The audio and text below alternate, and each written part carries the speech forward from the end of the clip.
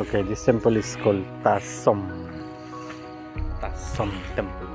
It's another temple. Let's check it out. The Tasom is a small temple in the Angkor Wat that was built at the end of the 12th century by the king Jayavarman VII, who dedicated this temple to his father, another king with a long name.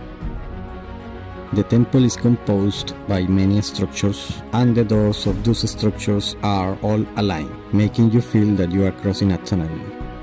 This temple has a gallery of decorations on the walls and statues representing the Khmer Empire.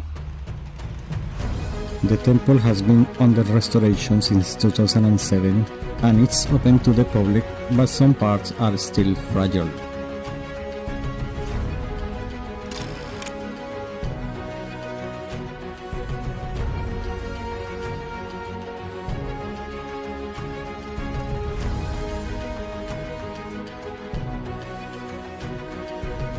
The temple has 4 entries and all of them are accessible, plus is surrounded by a moat.